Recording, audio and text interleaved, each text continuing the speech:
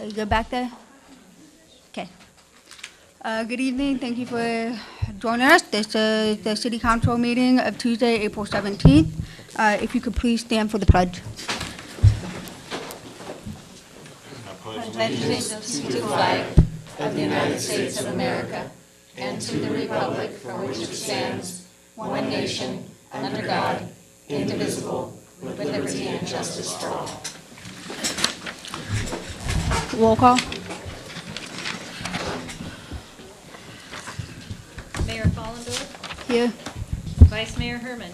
Here. Councilmember Behill. Here. Councilmember Matilde. Here. Councilmember Oliveira. Here. Earlier, we had a closed session. Can we go to public comment? I have to report out to closed session. Okay.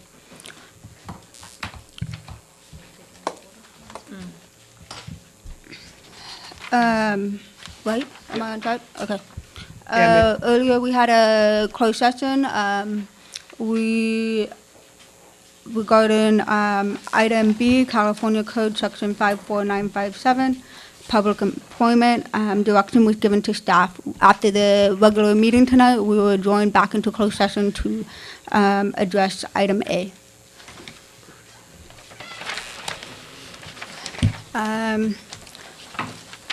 Please note that the agenda that we will be approving tonight, item B, public hearing, second reading of the adoption of ordinance number 481 to rezone 30 parcels of the City of Angels for business attraction and expansion has been pulled.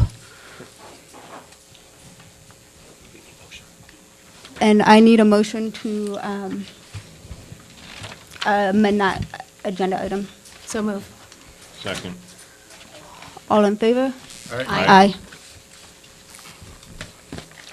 So for the record, which item is it? 7B. So anyone who's here for 7B, that item is going to be continued to a future date.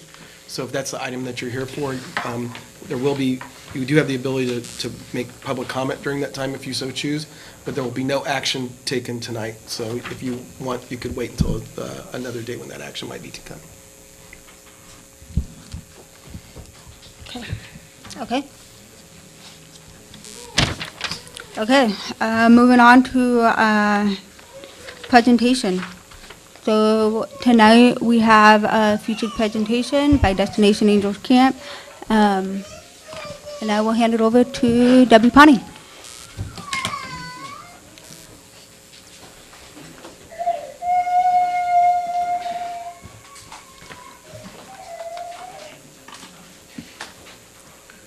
Those Debbie Crane. Can you have one, Mr. Attorney? Sure. Okay. This is stuff we're talking about.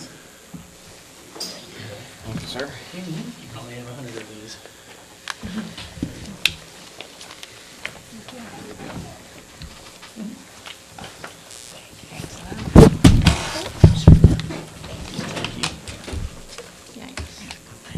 Good evening, Mayor and members of council. My name is Debbie Ponte. I'm the Executive Director of Destination Angels Camp. And one of the programs we featured with Destination Angels Camp is what we call a featured business presentation.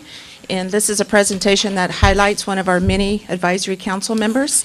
Tonight, I'm pleased to introduce Dwayne Garcia, who's the Assistant Vice President of the Angels Camp branch of Bank of Stockton. And Bank of Stockton last year celebrated over 150 years of service to the communities, both in the Valley and in the foothills. And tonight, Dwayne is going to share a little bit about the Angels Camp branch and the economic value it brings to Angels Camp in the region. Dwayne? Thank you, Debbie. If we want to go ahead and start the presentation, but before we do start, I just want to say thank you for the time that you've given us to present ourselves, and we're happy to be here with you. So with that being said, our president wanted to be here. Douglas Eberhardt was trying to get up here, but unfortunately he got called away. So he did this a week ago, and for us. Do you want to go? You'll need to open it and page through it with the arrow key. Okay. Okay, hold on for just a second. It's doing a countdown here. It's not quite ready.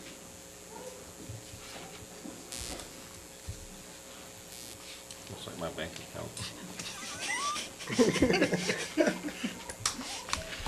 Is that correct? Nope, it's not opening.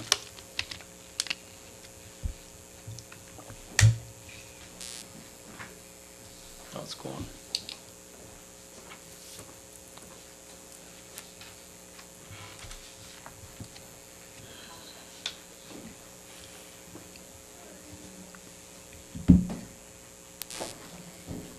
Thank you.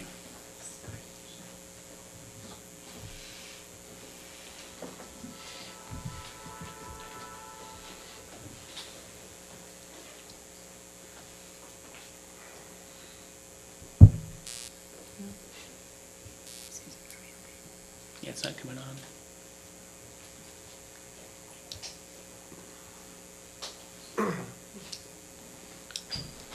I know it works because we were using it the other day.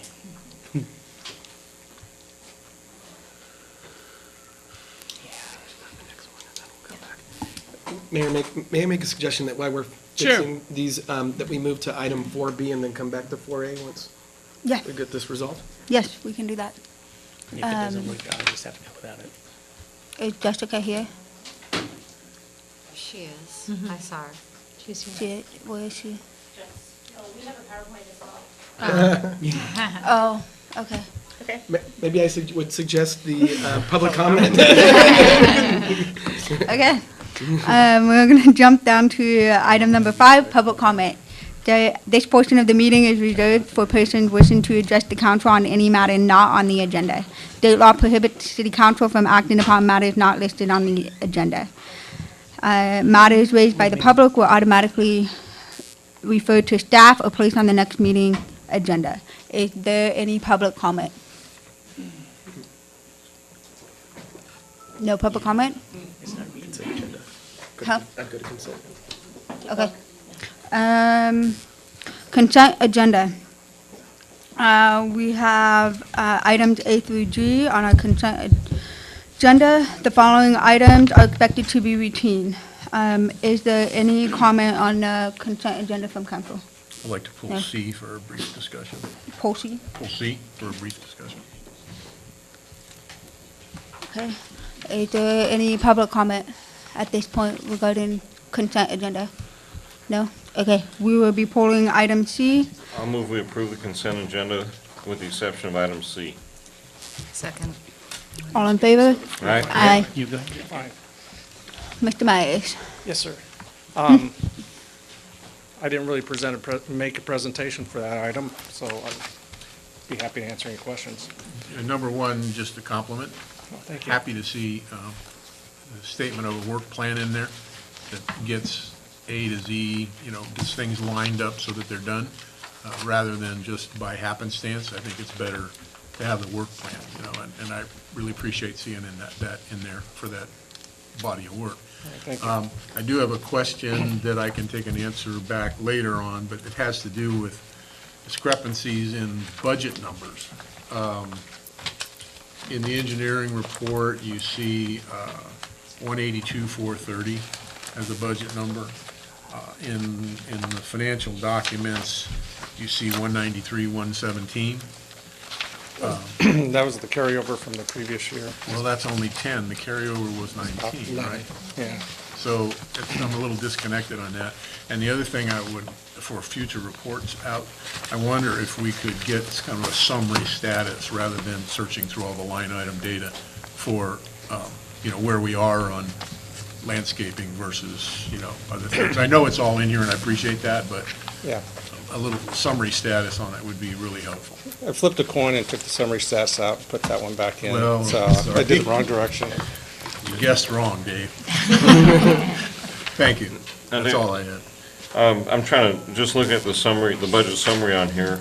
It shows the total costs of maintenance and service and related expenditures of $201,718. Now, we take 19,288 off. Is that carryover from the previous year's Yes. balance? And this allows, inside the total annual management costs, a loan repayment of, I think, $26,322. They were paying back to the water fund. Water enterprise account, And yes. that's still, is that the regular payment, the minimum payment, or is that a beefed up payment? No, that's still the regular payment, That is? yeah. Because I know last year we beefed it up to pay it down a little faster, and I didn't know if that was, Well, maybe then it is the beefed up one, because this was the schedule that Julie gave me on the loan repayment, so if Okay. we had bumped it up last year, it must be then that and one, it puts it right at the $300 per unit? yeah. Okay. And that's for y'all, just for some of the newcomers in here, that money was borrowed from the water fund in order to pay back the litigation costs that were caused by a couple of citizens that decided to sue the city, and they lost. But we had to pay, so we all lost. And that's where that loan came from. I was wondering about that, actually. That's all I had. I mean, All right, thank you. Any other further comment? I'll move we Public approve- comment? Okay, go I'll ahead. move we approve item C in the consent agenda. seconded. All in favor? Aye. Want me to go ahead on to, okay. On to, regular agenda, public hearing of unmet transit needs. Amber Collins. You have it now. Oh. Let's see. Or we can make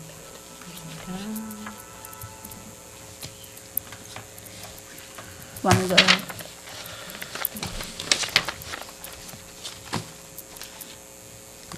Let's go to Okay, cabinet. let's continue with Few transit. Where- Okay, so, go ahead. Sure. Thank you. Good evening, Council. Amber Collins with Calaveras Council of Governments. Thank you for giving us this forum this evening. Every year, we offer transit needs hearings throughout the county for transit services. This year and most years, we offer 2 public hearings, one in San Andreas at a COG meeting and one at City of Angels Camp meeting this evening. The other one was on April 4th. We also collect unmet transit needs feedback throughout the year through forms that are on the transit buses that are solicited and collected from social service nonprofit agencies and throughout other meetings that the COG attends. So I just request or ask that the council open up for public comment on any unmet transit needs of the city. Or if you have any questions, I'm happy to answer. Okay, go ahead. Okay. Open to public hearing. Is there any public comment regarding the unmet transit needs?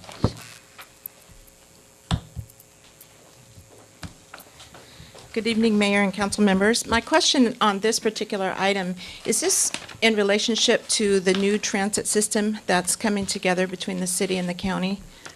Is it looking forward to the transit needs for that particular program?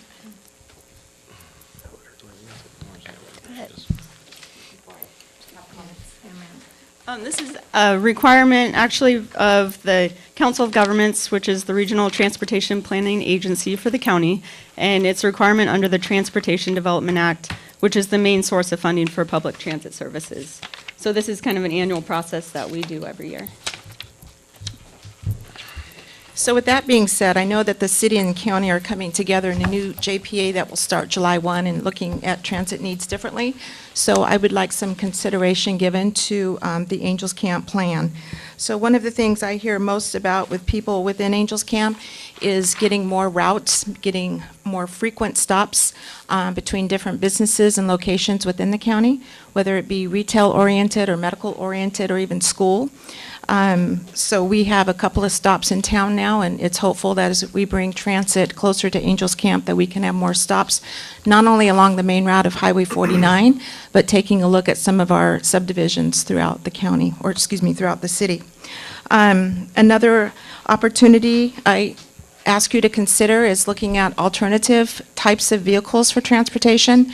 I recognize the bus has a lot of ADA opportunities and mechanisms for folks, but I also find to where sometimes just a small, simple vehicle can get people onesie and twosies to doctor's appointments and things along that line.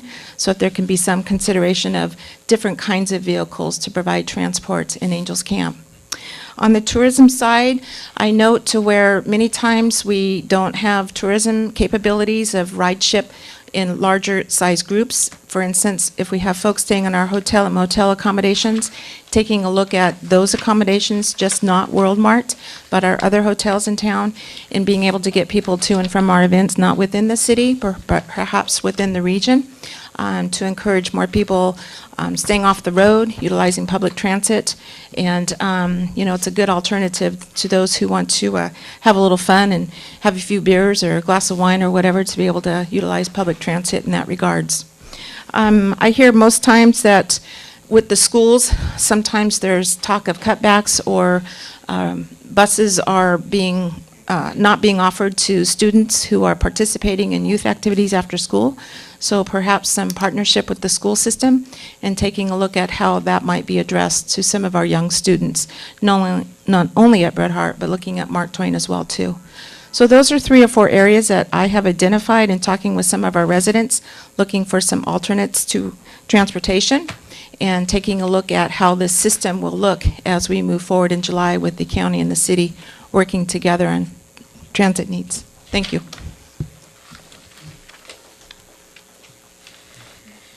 Any other public comment? No? Okay. With that said, close the public, is there one?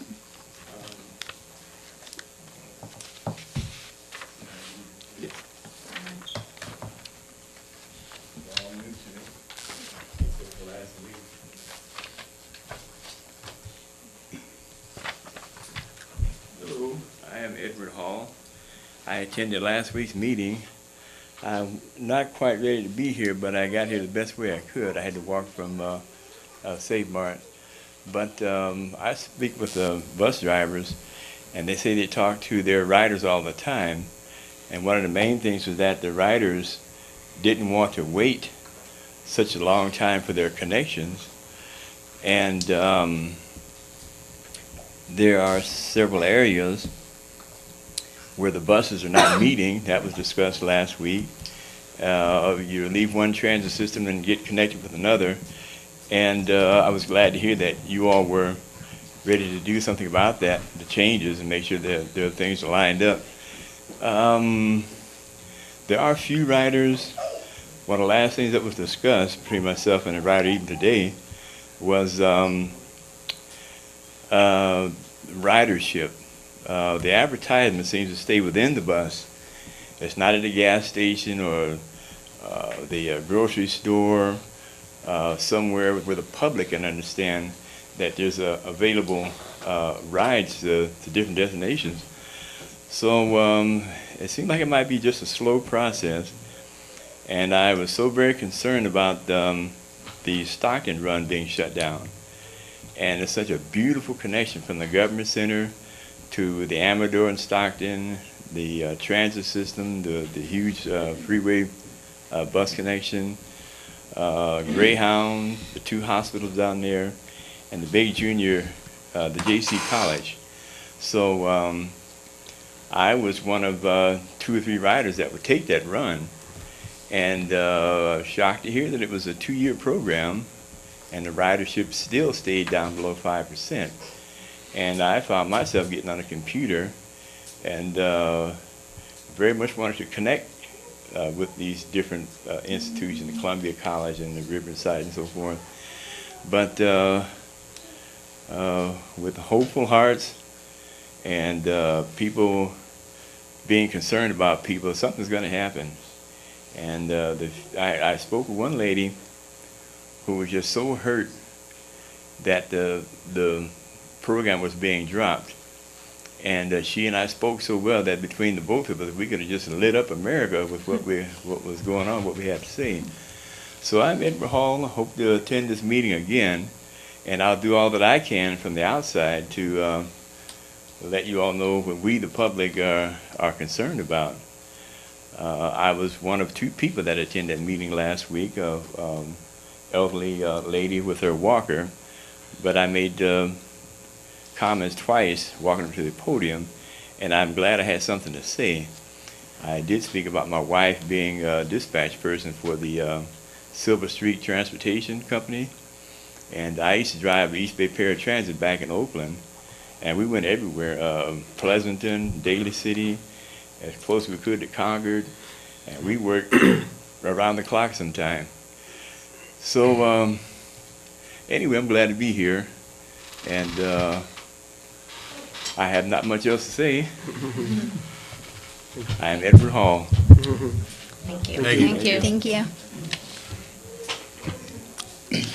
Any other public comment? Nope. Okay, for that, closing public hearing.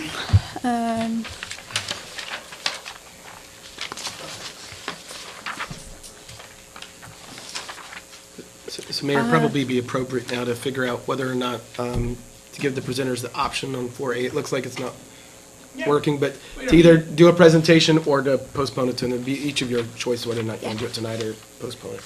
No, we'll go ahead and do it today. We don't need Okay.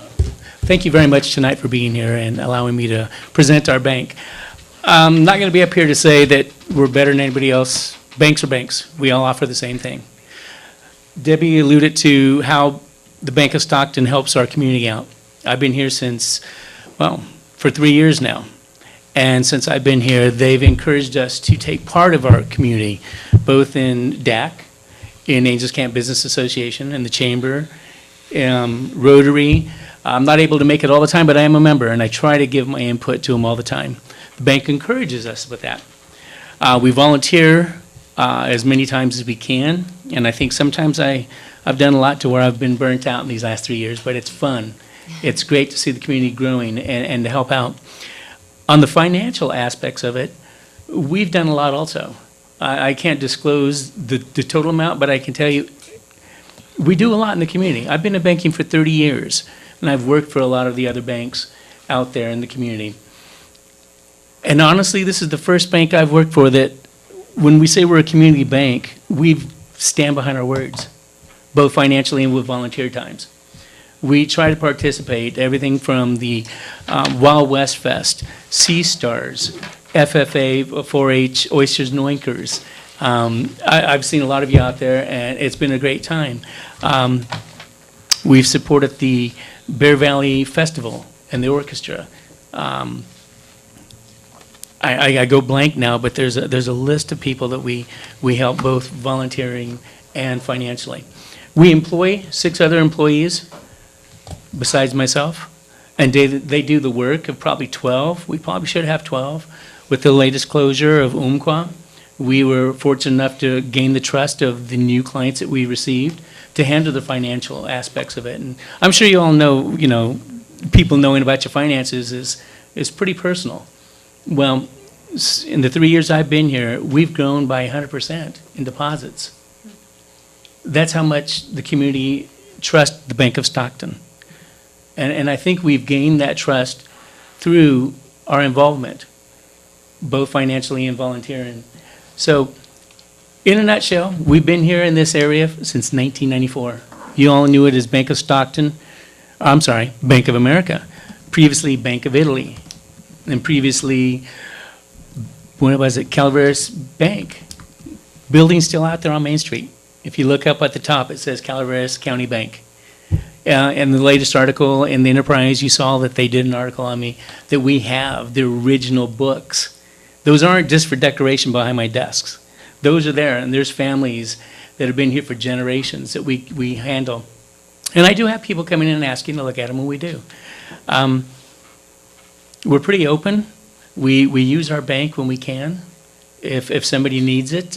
We've used it in the past for the Miss Calaveras County interviewing process to train them, question them, get them ready for that night.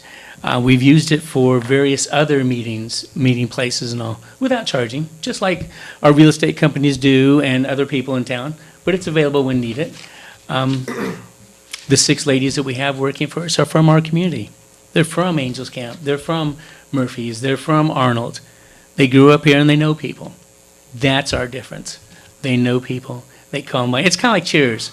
As you walk through I think, if you don't mind, Mr. Beho, you walk in and what's the first thing they say? Hey, Scott, busy or not? I usually duck behind the counter. Yeah, well, Dwayne Scott's coming. But no, that's the feeling. And just want you to know, we're more than a bank. We're here in your community. We're here to stay. We've been here as a bank in this valley for 150 years. We've been here since 1994 in Angels Camp, and we plan on being here in the future, becoming a bigger part of this community, both financially and with volunteering. Thank you. Thank you. Thank you, Dwayne. Thank you. Any questions? Perfect. Thank you.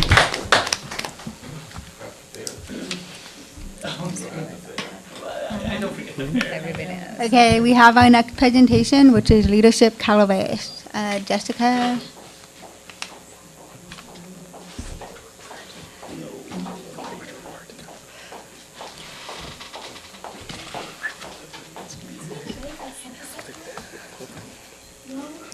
Go ahead. You can do it. Yes.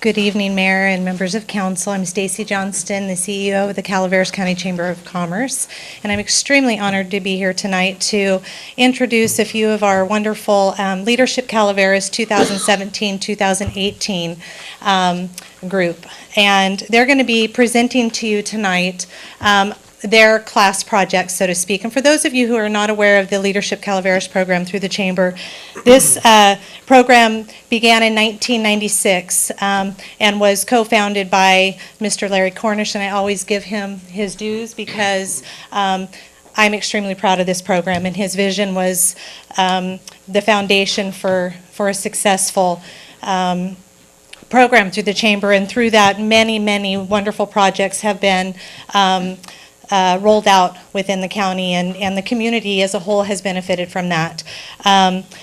Leadership Calaveras is a program that's designed to encourage leadership growth and foster new thinking, and we do that by giving a hands-on approach, 10-month program, hands-on approach behind the scenes with the entities that are working hard to make Calaveras County a great place to live, work, play, visit.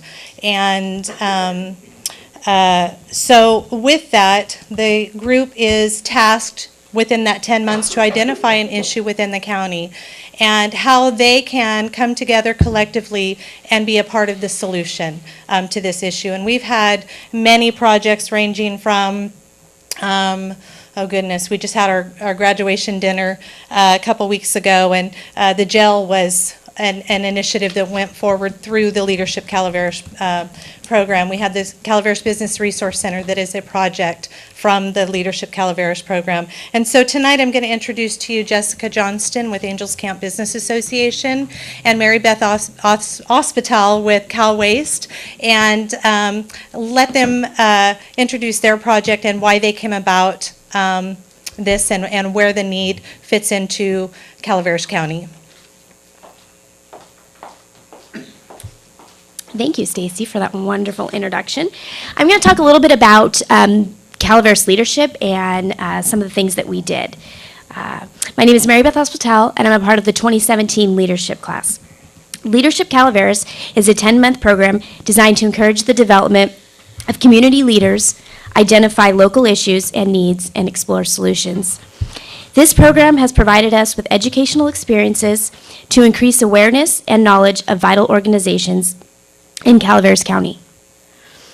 Our class participants included Allison Wright, Above and Beyond Travel Agent, Andrea TK, CCOE, Bradley Jones, Deputy District Attorney, Casey Vagareza, Cal Waste, Dave Egerton, CCWD, Jessica Johnston, ACPA, Jonelle Whitehouse, Signal Service, Catherine Eustace, CCOE, Lorna Bache, East Bay Med, Mary Beth Hospital, Cal Waste, Patrick Garahan, Calaveras Unified School District, Tim Hildebrand, CalNet, Tim Johnson, San Andreas Memorial Chapel, Tom Pratt, Face Insurance Services, Tony Ann Fisher, 39th DAA Calaveras County Fairgrounds. So far, we've had the opportunity to learn about our local government, law enforcement, visit the state capitol and the California Office of Emergency Services, an in-depth history tour of Calaveras County, natural resources with a tour of SPI's mill and a working logging site, visit the the McCollum Fish Hatchery, Comanche and Pardee reservoirs, and an inside look at the Pardee Dam. We were able to prepare meals for the Meals on Wheels program and serve meals to seniors through Common Ground Senior Services, learned about the operation of the 39th DAA Calaveras County Fairgrounds, an extensive look at the services provided by the County Office of Education. We took a tour of the new Cal Waste Transfer Station and their world headquarters in Galt, and finished up our monthly session with a tour of Ironstone Vineyards and Mangini Ranch. Each year, the leadership team takes on a project that we feel will be beneficial to Calaveras County.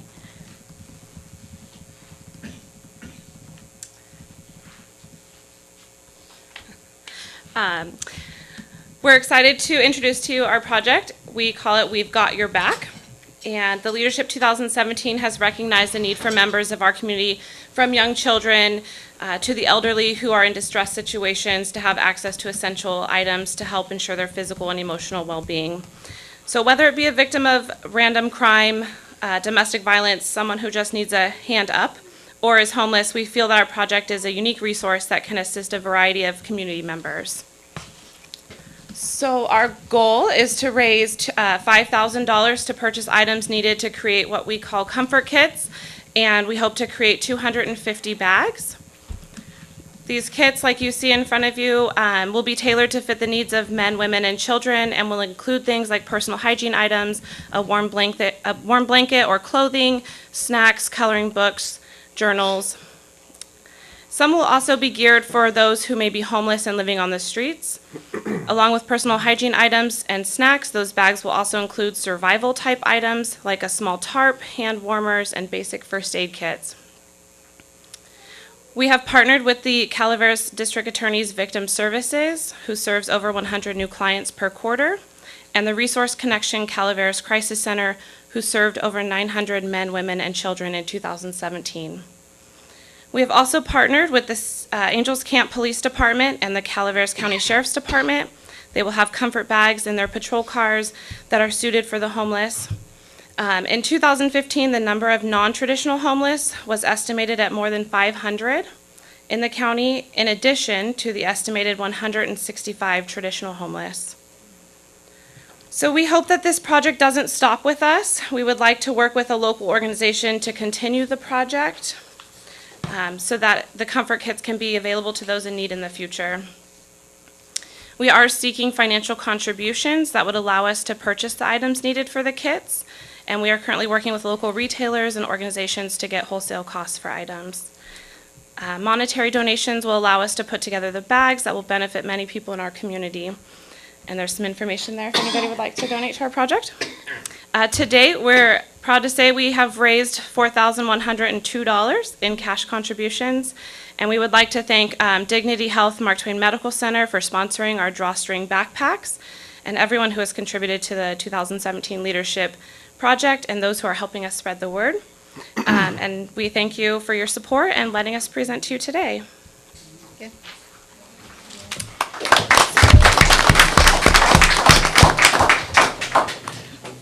Thank you. Yeah. Thank you. Thank you. Thank you very much.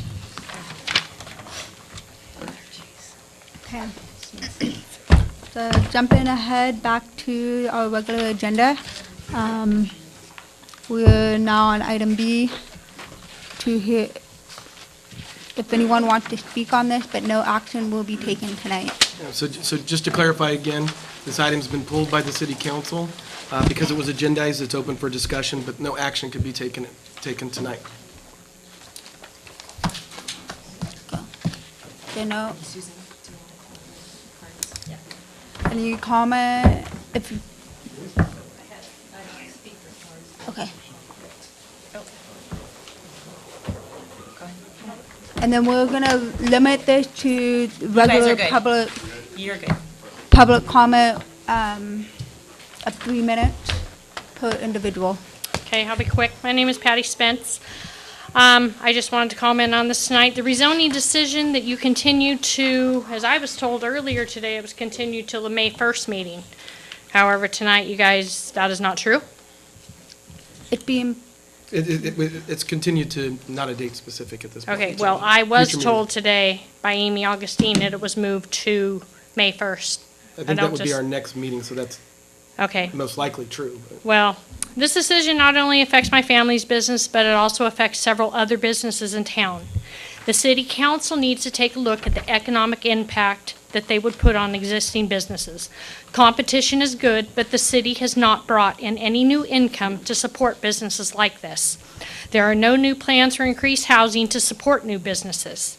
The way the city has gone about this is somewhat deceitful. Every time I have asked a question of someone at the city, I have been given a different answer. We all need to get on the same page, because everyone has given me a different answer that I've asked about this. I think that all of you need to study up a little more on what the business attraction expansion is before you vote on it. What was the zoning, you can answer this later, but have you done a study of what the rezoning would do to the traffic? And what about the fire? My understanding is the flow at that other end of the city is very poor. Nothing's been done to change any of that over the years. And what about, have you studied to see what changing to this zone is going to do to the economy of the city? I think that some of those things should have been done before you guys got into voting on this. So, as a business in town, I have a terrible time finding anybody who even wants to work. I've raised what I pay, and I cannot find anybody. And I'm just curious, where Tractor Supply or any other new business coming in are going to find their employees, because I can't find anybody. You as the city council members were put in your positions by the people. I hope you'll listen to the people before you vote to change the zoning and allow businesses in that we don't need. So I've spoke to a council member about the rezoning, and they didn't really seem to know anything. And once again, I got an answer that didn't answer it. I mean, it was answered with the question. So, when I told them, our family business has done a lot with the city, and we've always helped with the community events. I've always loaned them straw. I've loaned them anything that they needed. And, I've never even thought about charging for all that. And the comment back to me was, well, you should charge. That's not what this is. This is a community, and we're all supposed to work together. So it kind of saddens me how that thinking has changed over the years with this. I do know that growth in the city is inevitable, but I think that, if you guys are going to move forth and, do this rezoning or whatever you're going to do, that you need to bring in businesses that we don't already have. Because before you do this and you bring in the businesses, that you're looking at, there are several other businesses in town that are going to be impacted greatly, and some that possibly could even close. So I hope that you'll think about a few things. Thank you.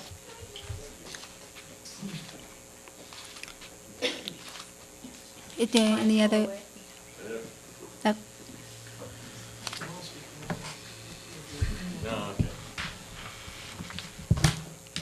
Thank you, Council. I'm Mike Fullaway.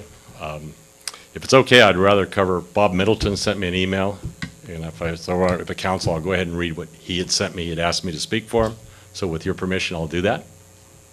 We're good? It just counts against his three minutes, so he can read it, but What? It's going to count against your 3 minutes. You have 3 minutes as a speaker, so. All right. So Bob just wanted to make a couple points. Once again, he's very concerned about traffic flow in the north end of town. The entrances and exits, proper setbacks. As an example, he looks at the Sonora Medical Center and the mess on the 449. Yeah, traffic flow in general, he's very concerned about 44 and 49 potential issues if not handled correctly for more businesses are developed in Midtown and North End where my business is located. He also comments about the speed limits. The current speed limit's 45. Most people travel into town at 50+ miles an hour. Anybody at that end of town, they know that. So that's what Bobby wanted to talk, and unfortunately he had baseball and something he wanted to do tonight. I just want to address the council on a couple things. I'm not going to spend a lot of time because I don't have much time, but to say you've all received a letter from me. I'm sure council will advise you on that. My most important thing with this city is to say I want to thank each council member that's here. I'm on 2 boards. It's a thankless job, and the fact that you guys are willing to sit up here and do what you got to do, I appreciate it. I am not here to be a Monday quarterback. I think this city has great potential, but I think communication needs to be improved. I want to thank Melissa in particular. The meeting she set up with Debbie Pawnee was a very good start of what should happen in this city where there's communication that happens. I think reaching out to people like myself and others, keeping us informed is important. I would suggest that your planning commission maybe figures out a different way to let people know what's going on. I will say this because comments have already come into me that you should attend planning meetings. I'm on 2 boards now. I have been a Rotarian. There is only so much time in life, and it's easy for pundits to say, well, you should attend every planning meeting. Unfortunately, my kids would like to see me more than they do now. So if there is a mechanism the council can pass on to planning to inform us a little bit better, maybe we won't be in the situation we currently are. So I appreciate your time and consideration. Hopefully you can make the decisions the city needs. Thank you. Any other comment? I have correspondence to comment on. Oh, okay. I received an email today from Ron and Donna Brolio, 389 North Main and 407 North Main. And the gist of their email was that they are not opposed to changing to BAE zoning. And they have concerns about local business owners who do not want competition. Okay. Thank you. Any other comment at this point? No? Mayor, just for the record, any correspondence we receive will become part of the record in full. Okay, so that will be brought back into the next meeting when we address this, is that correct? Yes. Okay. Okay. Thank you for your comment. Okay. Moving on, item C. Report on the status of Utica Park and the process for volunteer effort of improvement. That is it Melissa? Sure. Or? It's, I think both Kim and I just want to recognize Kim, and she has been helping me with this project. Kim is our museum director, and she has a lot of experience within our community over the last 5 years coordinating volunteer efforts. So when this project need crossed my desk, she was one of the people that I reached out to for some staff support, and also both Dave Myers and Steve Flagg as we move forward with those projects. So staff is recommending that the council receive a status report on project needs within Utica Park.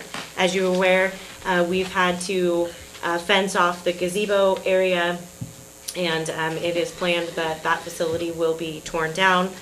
We are looking for volunteer support to replace the gazebo. We are also looking for volunteer support for anyone willing to take on replacement of the playground equipment, elimination of the sandbox, the addition of shade canopies or borders, the elimination or creative addressing of the tree stumps that have been cut but not removed, and then improving the horseshoe pit. We've also identified the need to provide a functional fencing between the park and the street, improve the community bulletin board and kiosk, and just working within the park to eliminate any immediate safety hazards is something that's ongoing with Public Works staff right now. So we have worked with both our Risk Management Authority and Legal Counsel to draft a new volunteer waiver and release form. We've also worked with the the Risk Management Authority to identify a necessary resolution for volunteers covered under workman's comp. Our goal will be to identify these priority projects, work with the community to replace those existing.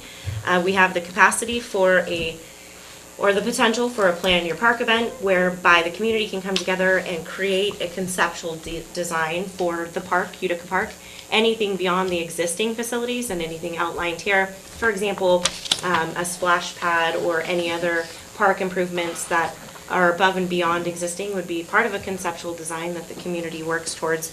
But anything beyond that would require planning commission approval and potentially city council approval. So the projects that we are making available for community participation are the ones that have been identified here. So I think that that's all I have. We've worked with legal counsel because one of the issues that we have is making sure that these projects do not become public works projects. We want to make sure that the volunteers are working towards generating the revenue for these projects. We don't want to enter into any concerns about competitive bidding, prevailing wages, or any financial contributions in excess of the amount identified by council. Nor will city staff be working with those volunteers on the method of completing the project, and that should not be prescribed by city staff in accordance with the direction provided by council. So I'm happy to turn it over to Kim, if she has anything else to add, or Dave Myers, who may have anything else to add. Also, legal counsel, if there's any questions about the volunteer waiver release form. But we will be using Kim's models as executed in the museum, working on developing some volunteer materials so they know the requirements of participating in a city project. And from that point on, maybe facilitating the connections with various park organizers. It's even brought to our attention that there's an existing project going on, I think the Big Dreams project in Sonora, which has been an example of a successful local effort to generate money and build park improvements by volunteers in Sonora. So we'll continue to revise this process as we move forward, but we're looking for your receipt of this informational report and then authorization of the resolution. Also, we're looking for you to waive any building permit fees for any volunteer projects within our city parks. So between the three of us, we're happy to answer any questions that you might have. Is the waiver is not included in the resolution itself? It's not. Okay. And just a house cleaning item, we have, it's a 4-page document, the volunteer waiver and release. So the numbers at the bottom of the document need to be adjusted accordingly. Thank you. So do you need two separate motions, one for the waiver of the permit fees in Not a unless- situation like this? Not unless you're gonna, somebody is gonna vote differently on one of the items. Otherwise, it would be appropriate for the council to take it as one motion. Okay. Is there any public comment?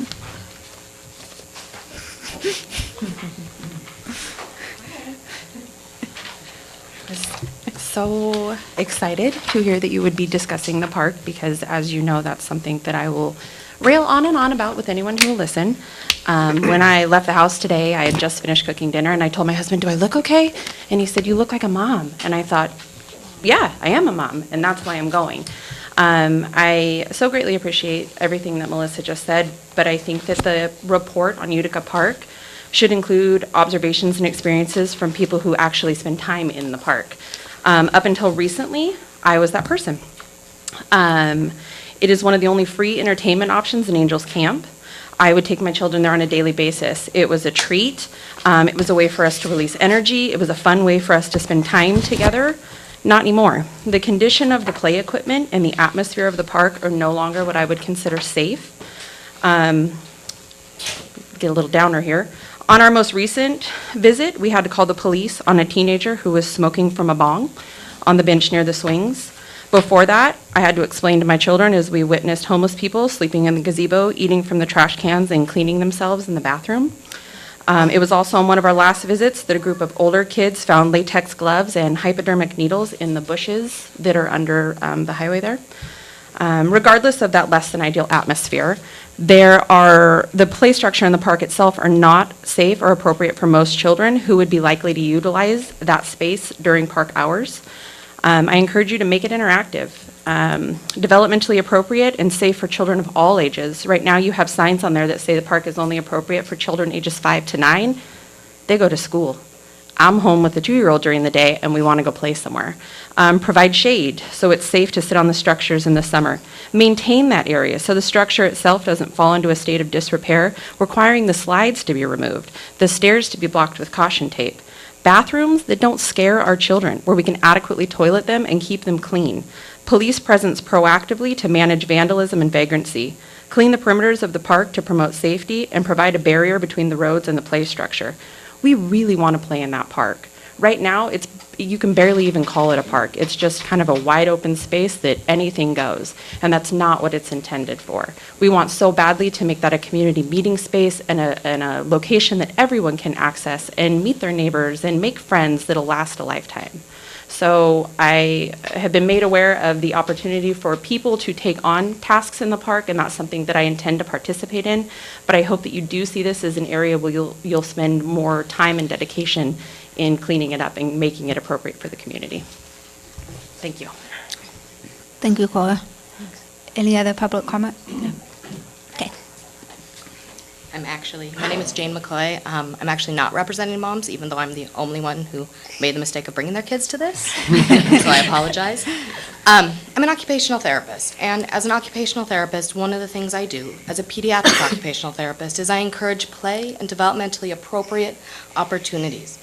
When I look at this town that we moved to, and when we came, we were very encouraged to move to Murphy's because they had the parks and they had the schools, and we said no. We know that Angels Camp is a town that's going to be willing to put some effort and time and money into some of the things that we have here. So when we look at the importance of play and the development of play with kids, we need to start far earlier than even school-age kids. We need to have access to developmentally appropriate play structures for little kids. My daughter is 3. She can't read, so when she goes up to the gaping hole that used to have a slide, she's not going to read that the caution tape says stop. We need to be able to have areas that kids can play in safely, that they can run, that they can experience their bodies so that they can develop those skills that are necessary for later on when they're in school. I think it's very important to have safe areas. I think it's very important to have clean areas for our kids to play in. We have an epidemic of kids who are playing more on their iPads and their tablets than outside. And not having access to clean, safe areas to play in is a reason that people are not accessing it. It makes me uncomfortable when I have to take both my girls to the park because I can't watch both of them at the same time, because I know that there are places that my daughter can go to where she will and has found things that are inappropriate or even dangerous for her. And so I just am very excited when you were giving that report that it sounds like you guys are turning it around, and I'm so excited for that, and I'm excited to be a part of that.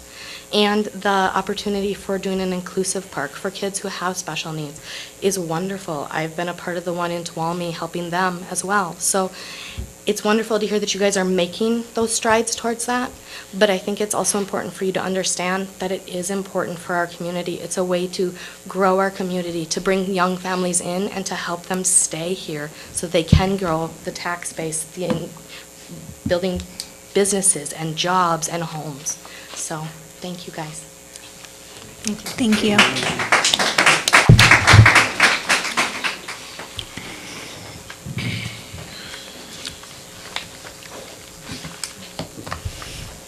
I'm back. Thank you. I just wanted to say, in particular, we had a great conversation about this project with our newest administrator, and I forgot to say again, I'm very pleased you hired her.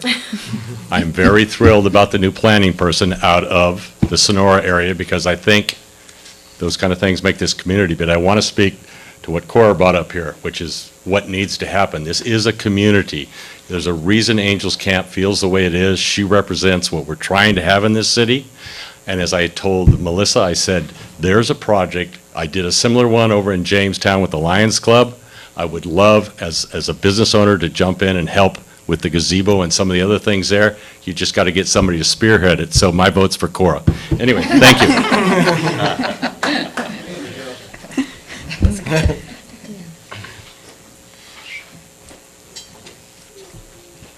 My name is Gina Gonzalez, and I want to, where do I sign? That's how I feel, and I'm sure I have a lot of people behind me that will be glad to volunteer to help in this community. They want something to do, and I could help get those people going. So get it done, and let's get signed. Thank you.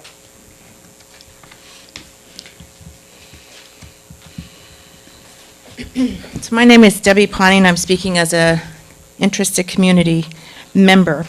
Nearly 20 years ago, I worked with Diane Eastman for Pennies at the Park. and put in that play structure that we have today. It was nearly $100,000 to purchase that play structure, remodeled the park, worked with a variety of volunteer organizations, utilized inmate labor, volunteers in the community to make it happen, and I know we can do that again. I'm thrilled to say that we've been invited to speak to Rotary next week, Kim, Martha, and I, and Melissa, in seeking a donation, and we're hoping that that will help kickstart the community donation and the giving that we're hoping to get out of this particular endeavor. And since I heard Mike say it, I challenge him to help us in this endeavor, whether it's donated supplies or contributions of monetary or even the volunteer labor. We'll take it on. So I'm very pleased, and we look forward to being able to report back on how we did with Rotary. I think Dwayne Garcia mentioned earlier, he's part of the Angels Murphy's Rotary Club, so we're going to twist his arm. He knows I'm really good at that with him, and getting the Rotary to step up to the plate. They are the Angels Murphy's Rotary Club, and it's been a while since they've done a project in Angels Camp. Any other public comment? Okay. Any council comment? No. Do you want No, I just want to say I'm excited about this. I've just taken over a new position with Habitat for Humanity, and we are excited about providing labor for a project like this. So, yeah, I'm all for it. Yeah, and I think too, it's just been, a while coming. I'd say a long time, but it has been a while coming. We've seen the deterioration when I go down. I remember going down first with Mason when he was a couple years ago, and I see the degression. I'm really pleased that we're going in this direction, and the community can be part of it, and I think it'll turn out fabulous. I'd like to applaud staff. I know this has been a lot of work, and thank you for putting this together to bring before us, to provide to the community, to make a stepping stone to make this happen, and see this, all this community support finally come together and have a mechanism. So thank you for coming together and getting this in front of us. With that said, is there a motion to approve the resolution in front of us? I'll move. Second. All in favor? Aye. And Mayor, just for clarification, anybody can correct me if I'm wrong, the motion included both items C, A, and B? Correct. The waiver of the fees and the resolution? Yeah.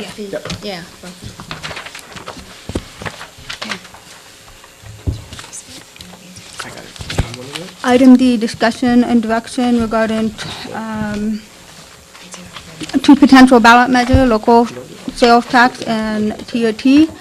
And it also includes a presentation on the GAN limit.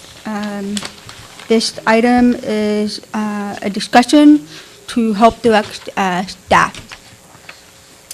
Okay, this is a carryover item from the direction provided by the council previously to consider and bring back two potential tax measures to place on the November 6, 2018 statewide general election. The background is consistent with the previous discussions. We've done an analysis of the GAN limit and provided you with both exhibits A and B that identify those local limits. So Mike is here to present those for you as our PowerPoint slide regains consciousness. We have proposed a sales tax measure and also a TOT measure for your consideration tonight. We've identified sample ballot language for your consideration and discussion as well this evening. We have received comments regarding the proposed sales tax measure, and one of the comments identified included modification, taking away the words youth facilities and specifically identifying parks, and taking away the words economic development activities and specifically identifying the museum within the context still of the general tax measure as proposed in your attachment.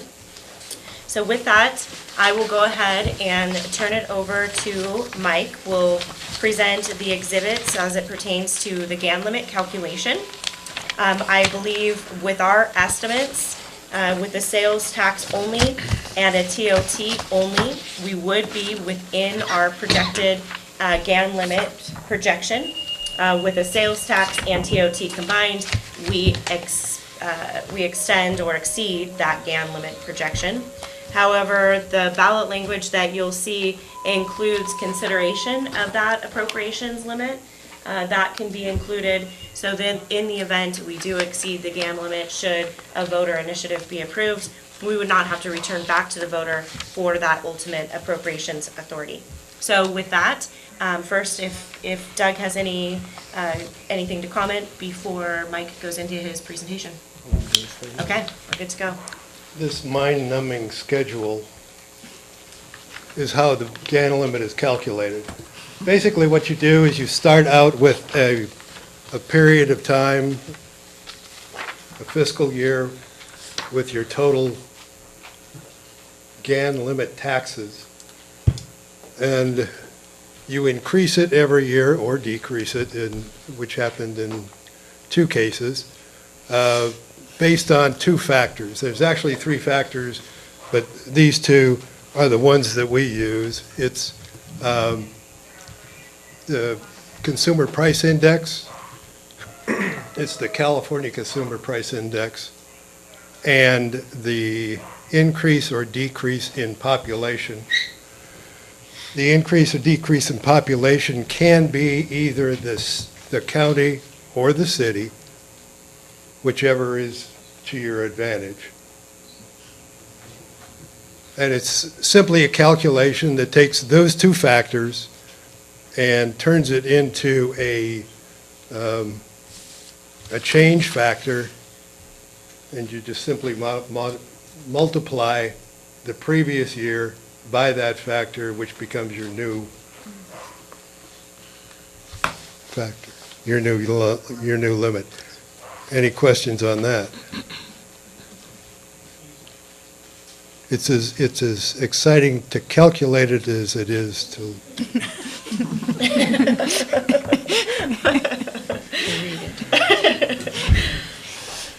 What we have here is a schedule that shows the last 4 completed fiscal years, the budget for this year, a projection of next year,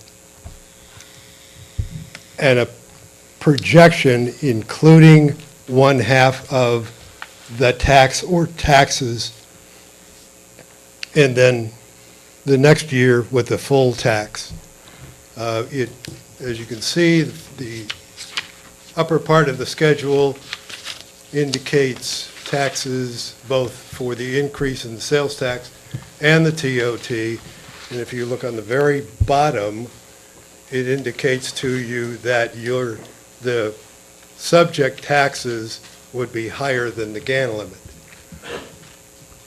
When you look at the bottom schedule, it simply says do the sales tax, and you will be with it $78,000 up. Yes, sir. I have a question real quick. Yeah, Mike, these are obviously, they're just projections. Do you know, to make up for the $121,000 amount over the GAN limit, how much the growth of the population or the CPI would have to increase? For example, if the CPI is at 3.5%, will we be covered then? Did you do that analysis? What we did on the projections is we assumed a 3% increase in Consumer Price Index for both years, and no increase or decrease in the population.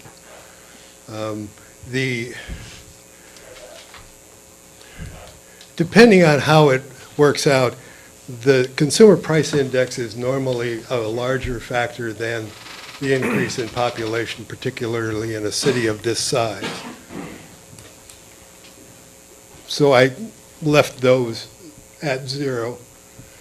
And the assumption is that there won't be a decrease. There is some development in the city that should indicate that there would be an increase in population. So to be conservative, we said no, there will be none. we don't believe that there will be any decrease in the population over those periods of time. And we think that the 3%, based on the economy at the moment, in the consumer price index, is conservative as well. If I could, council member, the reason we included the exemption language, so even if we did exceed the GAN limit, that we would be covered, and so, if. Where is that language? It's right here. It's in the ballot measure language, It's in the ballot. Exhibit C. Yeah, this is just a yes. Oh, or no and to question. increase the city appropriations limit, okay.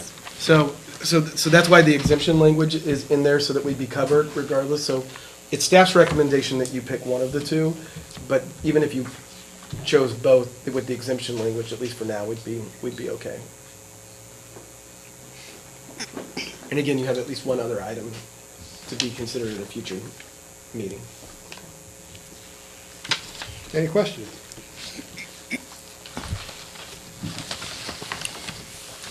Any questions on that? So in the research that I embarked in over the last few weeks, with the help of Destination Angels Camp, we had several one-on-one meetings with business owners, community members, talking about the state of the city and that this item that would be coming before you. And I think one of the things that I am just most impressed with and appreciative of this community is their commitment and support for this community. We received a range of comments regarding TOT versus sales tax, but I think overwhelming was the community's desire to see improvement within our community. Comments surrounded upon the desire to see any taxes generated go towards something with a purpose. For example, police, for example, fire, community projects. That if the community were to come together and say, we'd like to raise taxes on behalf of this community, we'd like to know where those revenues are going. I think that we were able to accomplish that with the general tax measure as specified, identifying those community interests as essential city facilities, general city services, such as streets and sidewalk maintenance, fire and police services. Again, the recommendation for parks rather than youth facilities, and the museum rather than economic development activities. That's a little bit of the feedback that we did hear from the community. I'm happy to entertain any questions that you have, but I see great potential, as many of the speakers have said, within the city of Angels Camp, and I see the ability for revenue to support ongoing continued city services. And so with that, staff has identified a recommendation for the council to consider the increase to the sales tax initiative and the proposed ballot measure for the November 2018 ballot. At this time, I'm going to turn it over for public comment. Okay. Is there any public comment? Then? Oh, okay. Good evening, Mayor and council members. Debbie Ponte with Destination Angels Camp. And as Melissa spoke, we had a variety of community meetings. The initial ones were reaching out to business owners in the city of Angels Camp. We had 36 people attend over 5 different sessions. We kept them small groups so we could entertain good discussion back and forth. We have other programs that we're reaching out now to residents and family members, or families, I should say, in our senior population to discuss with them what they think of either the sales tax initiative or the TOT and services related to that. But with that being said, Destination Angels Camp's Board of Directors has been supportive all along of the city pursuing such a measure. We have seen the deterioration of our city services, the reduction in our police department, the reduction in public works. We've heard earlier the status of our parks and the maintenance of our parks. Our museum is a gold mine for this community, for this county, for this region in regards to tourist attraction and helping to maintain that. I've sat through a number of budget sessions over the years with the City Council, and I've seen how it's been a deficit spending. We're dipping into general funds, we're dipping into our reserves, and that's not healthy. And I think we're at that point where we can't do that anymore, or we will have a bankrupt city of sorts, and we will have elimination of services. And I would hate to see that, because I hear from these particular meetings that people do want to have a police department. They like the response times. They like the ability to be able to reach out and see our officers in the community. They want a fire department. If we don't have a fire department, we're going to lose or perhaps reduce our ISO or increase our ISO rating. That's not good for the homeowner. It's not good for the business owner in regards to that particular rating, if it should change. We also talk to people about, just how much. And when we look at communities around us, we were quite surprised how many times we hear of people who go to Manteca and Stockton and Modesto and Sacramento and basically leave the area because our retail leakage in Calaveras County and Angels Camp is above the 50% mark. And these folks are shopping outside of the area. And when they spend their tax dollars outside the area, that's why Sonora has nice parks. That's why Sonora has a fully fledged law enforcement and fire department. That's why Manteca can have a beautiful bald lineman. Our tax dollars go to help support those communities. And it's time to focus on our community and look at our tax increases to see what we can do to help fund and support these services. We need to stop this deficit spending and dipping into reserves, because they're going away very quickly. And I know labor costs are high. I know workers' comp are high. We deal with it in our businesses day in and day out. And the city hasn't had an increase in taxes for quite a number of years. In fact, I don't even know when. It's been so long. And I don't want to age myself, but it's been quite a while.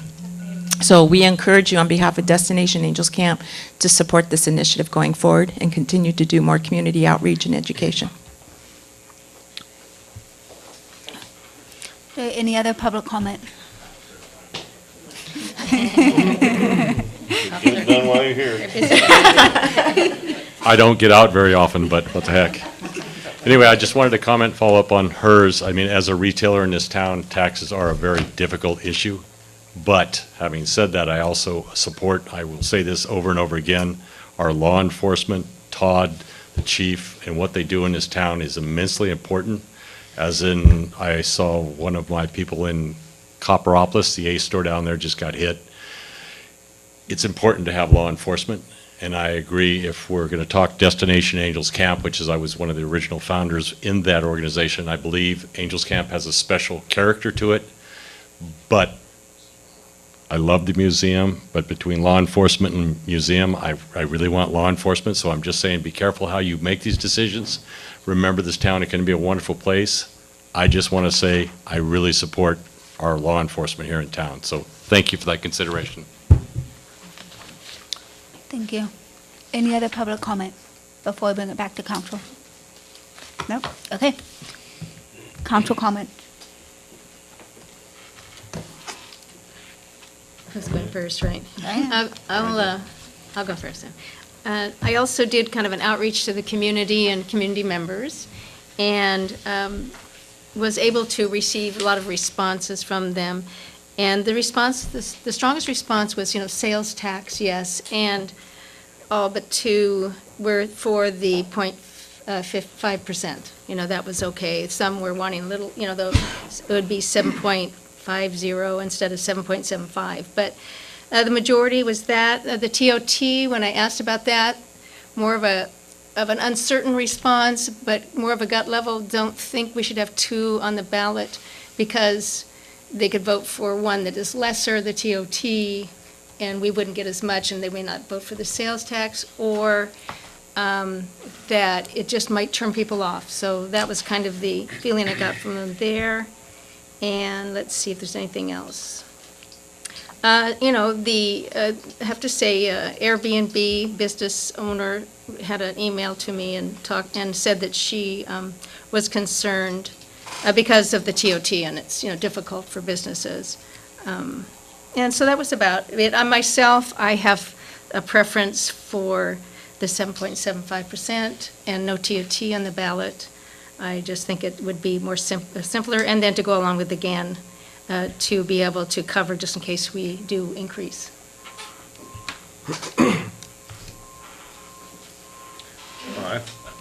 I don't think we're here tonight to decide whether or not we want to raise our taxes in any form. We're here to decide whether we want to leave it up to the people to vote to whether or not to raise their taxes. So, I'm for putting one or both of them on the ballot. I'm glad we have the appropriations limit.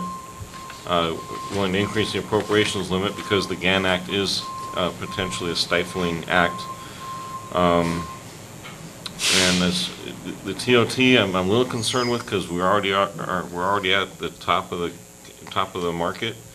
I really don't know. I haven't heard any feedback from any of our hotel owners, and I'd love to hear some feedback about how that might affect their business. I think that's really important to consider because the hotel owners do provide such a large revenue to our city.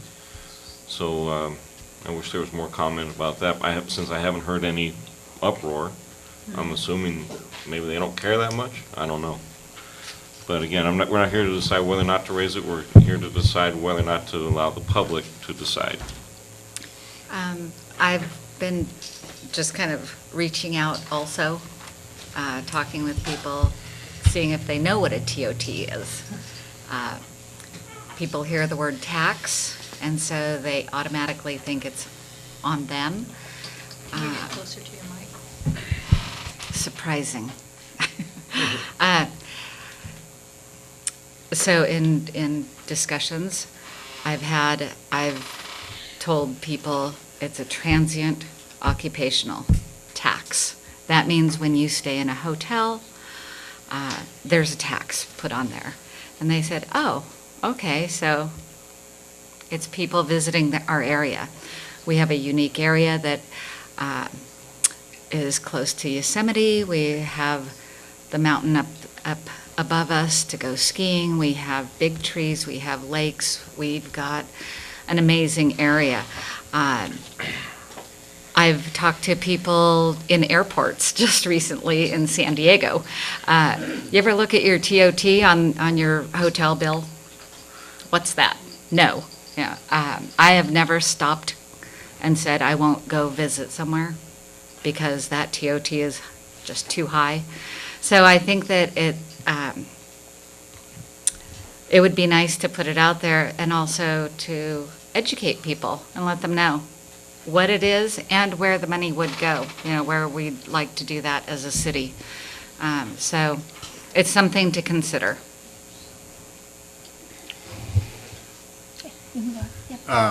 Generally in favor of putting both forward, with the caveat that the work that's been done already with soliciting input from the community just be really ratcheted up between now and November so that these questions can be clearly defined and answered. And public workshops, something that the steady stream of information that makes it clear that there's two separate, distinct, issues. One affects day-to-day operations, buying things at the various stores, and the other is mostly affecting people that are visiting our area, and it's, perceived to be not a negative impact, as Veronica just pointed out. People don't make decisions on hotels based on TOT. It's the overall rate that they're looking at, I think. So I'm in favor of putting them both forward, and with the caveat that staff, with working with Debbie, can commit to some pretty significant workshops over the next few months that makes everything as clear as possible to people about what the consequences of each are, and also bolstering up all of the things that we've talked about with regard to the shortfalls and the negative impacts on the community with the parks, the fire, and the police, and show clearly that how we're not competitive in certain things, and we need to get there to get the community back. So that's my take on it. I'm a little nervous about both being on the ballot, but I think if you can really put forward a good town hall type approach to educate folks and give them an opportunity to ask questions and whatnot, I think it could work. So that is a little bit of the information and the research that we have heard, is that the more tax measures there are on the ballot, the less likely one of them is to be successful. So I think that is research that is out there in terms of putting multiple initiatives on the ballot. The potential to continue the discussion of TOT to do what Joe is saying with more outreach, making sure that hotels are involved with the discussion for future ballot measures and Absolutely. focus on or vice versa. Absolutely. So I am aware that the county is leading a comprehensive outreach campaign now to consider their TOT increase. It's not my understanding that it's known if they would go for up to 10% or up to 12%. I think that they are in a position of wanting to do the fact-finding, the community outreach, organize events where they can get input from the community as to whether or not a TOT is something that would be supported on a county-wide level. So I know that they are undergoing that current effort now. I think that there's always the opportunity, should the county make a move on TOT, that the city council, if they were successful in getting a 12%, could consider then an initiative that would reach whatever the county limit would be at the time. But I think that they are early in their planning phases.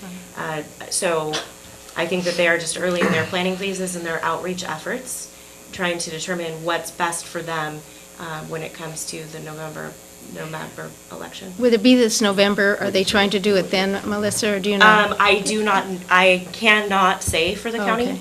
I just know that they're wanting to have the inquiry, they're wanting to begin community outreach, they're wanting to have discussions. I see. But I don't think they're in a place to say for certain, but I wouldn't want to speak for them Right. in terms of giving a definitive answer.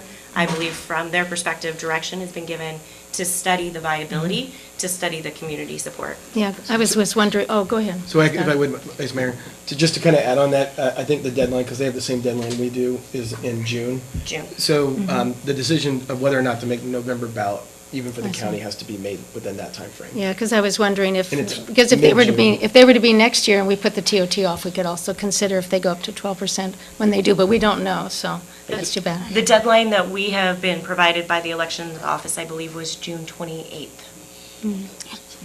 My concern with the TOT is waiting for the county. I think we're a lot farther along in what our decision and what we want.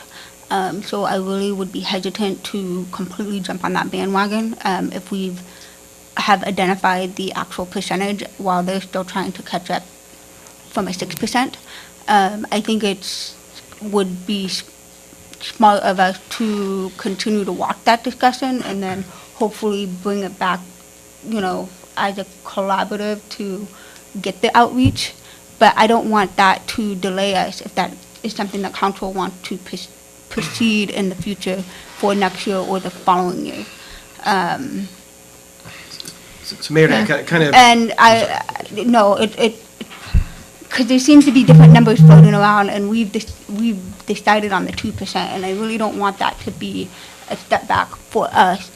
Also, to clarify, if the county puts it on there, if they do 12%, we still need to put a separate ballot on there because there's two separate votes, there's two separate issues, and from my understanding, they're looking at doing certain percentages within their TOT, which we're limited within the city to provide. We have different needs. So one option might be if there is a majority that's interested in the sales tax measure being put on, to give direction to staff to move forward with that item tonight. And then if you want further information, we still have time to bring back at a future meeting the TOT so you can figure out what's going on with the county. I'm not worried about our ability at this point in time to meet or get on the November ballot. I don't think we're compromised by delaying that one. Okay. But that's council's desire. Okay. I do have a question also about for the sales tax, for the measure, the language.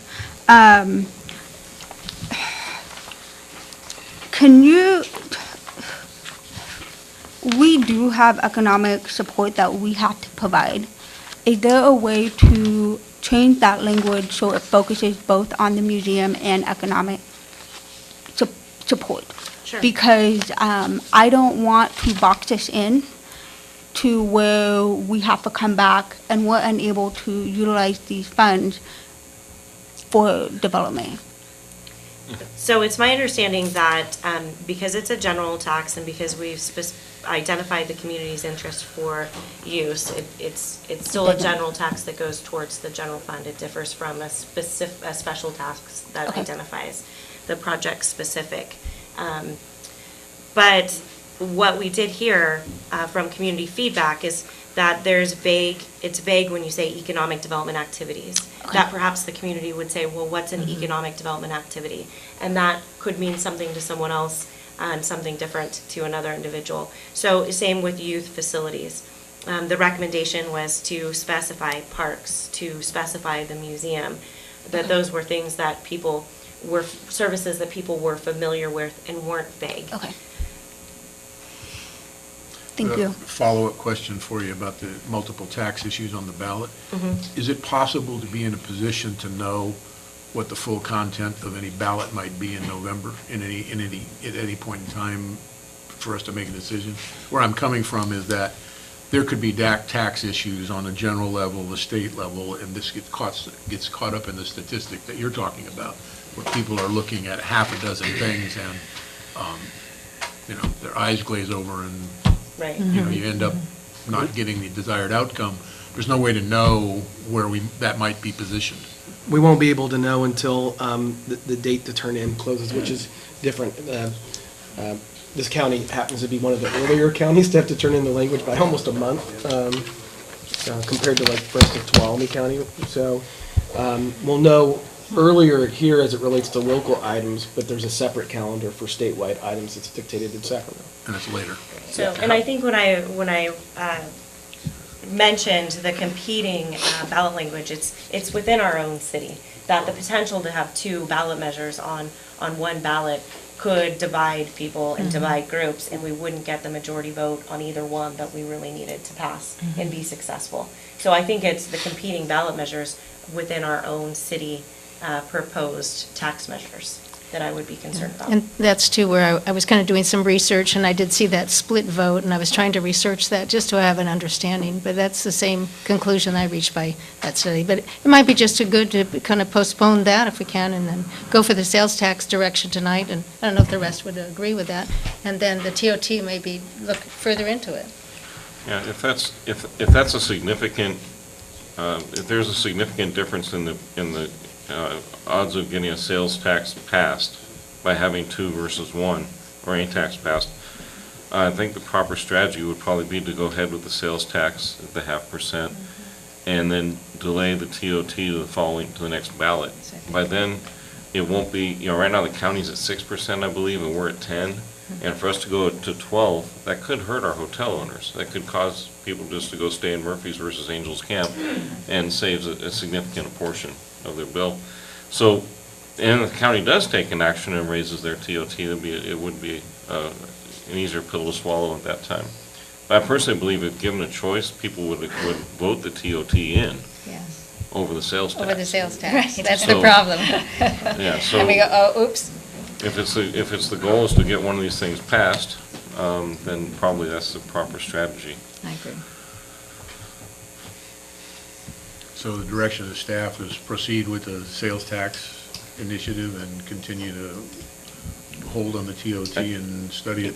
Yeah, I think in the a little more detail. recommendation of staff was to consider the two and direct staff to prepare one measure Right. to increase the sales tax by 1/2 to be placed on the ballot November 8th. Yeah, that's staff's recommendation. That's staff's That's staff's recommendation, and recommendation. that seems sound. Yeah, I agree. I support that. Do we need a vote or just? We would need a you did- motion. Okay. So, is everyone I'll move to completed? support staff's recommendation. Is there a second? I'll second. Okay. All in, Councilmember Matodi, second. All those in favor? Aye. 5-0.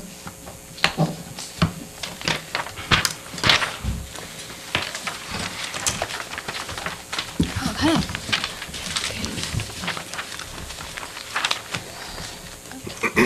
And item number 8. Could I Oh, seek clarification on that? Was it? Oh, the museum, yes, put in the park in the. Proposed ballot language as recommended for amendment, changing youth facilities to parks and economic development activities to museum? Is that the understanding? Yes, do we need Is that your to, do we motion? need No, to no, I- amend I- it? yeah, Is that when the included? motion was made for purposes of staff's recommendation. Yeah. I It included was. that language, It wasn't. but for purposes of As clarification, modified. would you You just clarify that that represents your motion? Yes. Yeah. And Councilman, Matilde, would you Yes. clarify that represents your second? Okay. Yes. Okay. Are we good? Mm-hmm. Okay. Item number 8. In front of us, we have a consolidated staff report. Is there any questions from council to staff? Any public comment? Okay.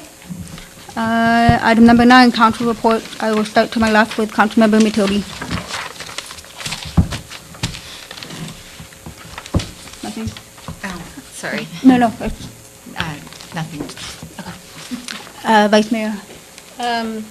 Just updating that one at COG, where we discussed the Calaveras Transit Authority and, agency, I'm sorry, that, this forming, and that we are having a process of getting together for the transit for the future, and I think it looks bright, and we're moving along. Councilmember Nothing to report. Oliver?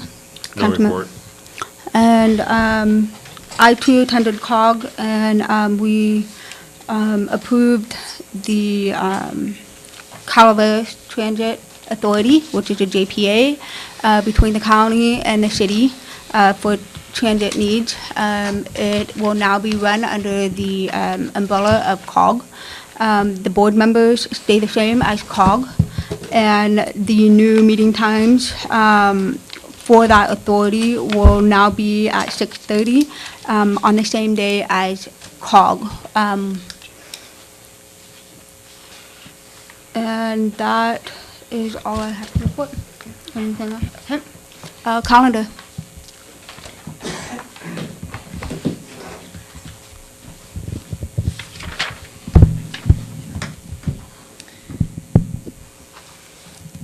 April 18th, 10 a.m. is COG's Technical Advisory Committee meeting.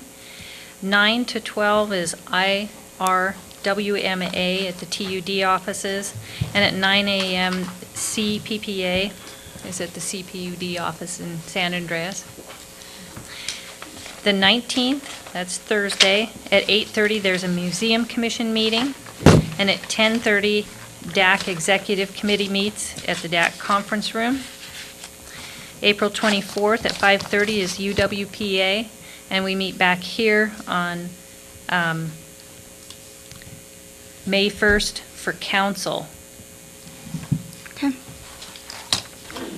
And we'll go Will you into, return to closed session? yeah. For So, 3A? yep. So at this moment, we will take a break to clear out, and we will close into closed session.